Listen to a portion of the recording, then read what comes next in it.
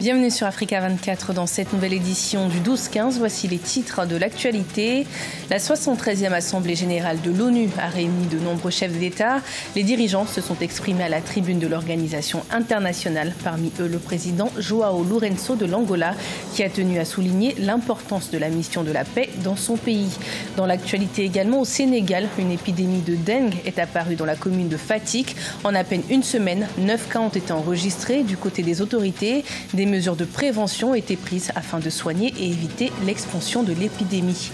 Et puis en Côte d'Ivoire, à quelques semaines des élections régionales et municipales, la formation des observateurs a été entamée. Ces derniers seront en charge du bon déroulement du scrutin. Mais tout d'abord, en République démocratique du Congo, la population proche du parc de Virunga, dans le nord Kivu, se positionne contre l'exploitation pétrolière de la zone. Une pétition collective signée par plus de 23 000 personnes a été adressée au président Joseph Kabila. À noter que les parcs de Virunga et les parcs de Salonga sont classés patrimoine mondial de l'UNESCO. La 73e Assemblée générale de l'ONU s'est clôturée ce 26 septembre 2018 à New York. La rencontre a réuni plus de 130 chefs d'État et de gouvernement qui se sont entretenus sur les problématiques de sécurité, de maintien de la paix et de développement à travers le monde. C'est dans ce cadre que le chef de l'État angolais, João Lourenço, s'est exprimé. Le président a tenu à revenir sur l'importance de la force de maintien de la paix dans le monde, mais surtout en Angola. Écoutons un extrait de son discours.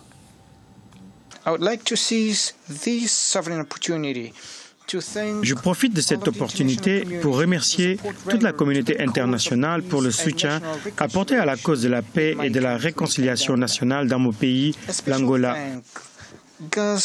Je remercie l'Organisation des Nations Unies pour son rôle décisif dans la mise en place d'une paix durable en Angola à travers l'envoi de missions de paix dans le pays.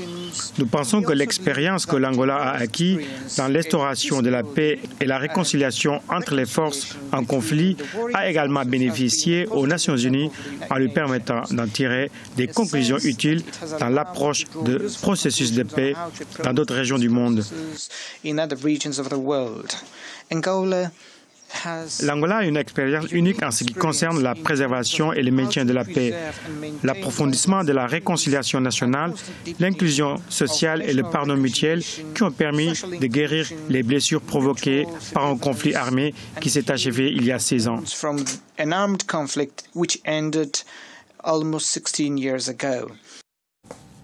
Le cacao camerounais sera bientôt labellisé Pure Origine. En collaboration avec les chocolatiers français, les autorités camerounaises vont lancer le processus de labellisation du cacao issu des centres de traitement post-récolte installés dans les bassins de production du pays.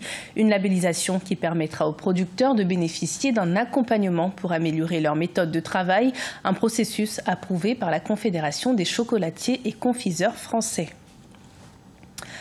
Créée en décembre 2003 à Libreville, au Gabon, l'association des fonds d'entretien routier africains se trouve aujourd'hui face à de nombreux défis.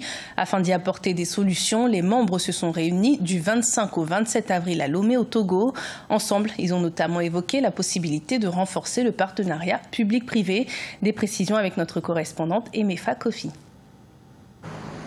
En Afrique, ils sont nombreux ces États à investir considérablement dans les infrastructures routières, des infrastructures qui au fil des années se dégradent. Il faut donc les entretenir et cela nécessite des fonds additionnels que difficilement les budgets des États parviennent à mobiliser. S'agissant du Togo, pour le réseau routier national, le pays nécessite 35 milliards de francs CFA. Nous recherchons aujourd'hui 35 milliards de francs CFA, alors que l'État, malgré tous les efforts, ne pourra mettre à la disposition du fonds d'entretien routier que 22 milliards. Comment donc trouver ces fonds additionnels? La question se pose avec acuité.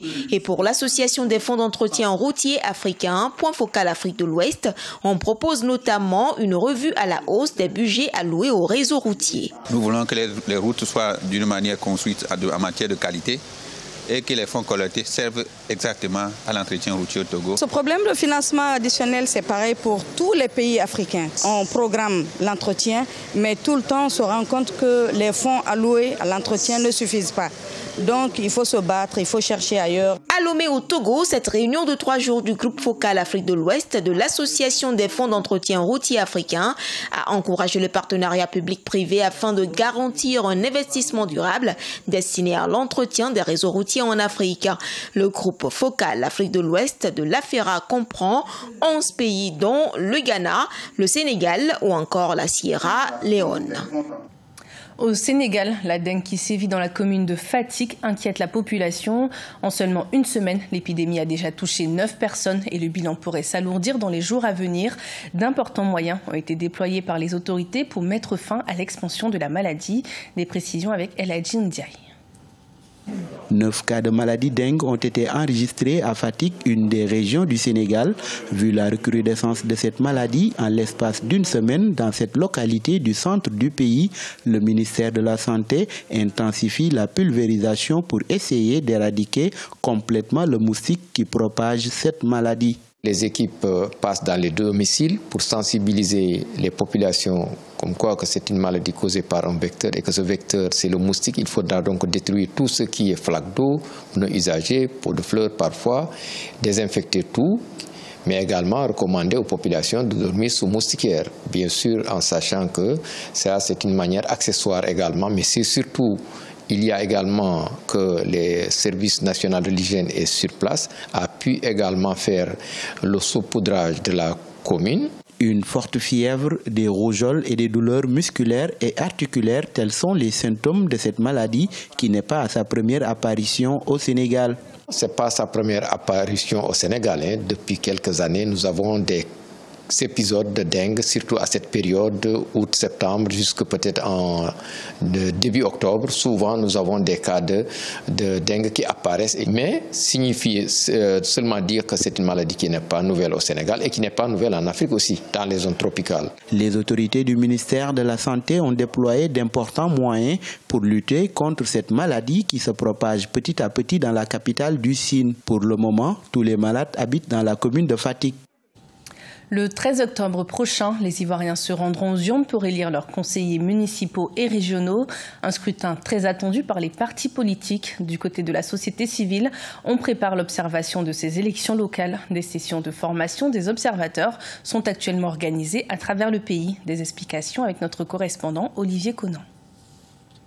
Vers une observation des élections locales en Côte d'Ivoire par des observateurs citoyens.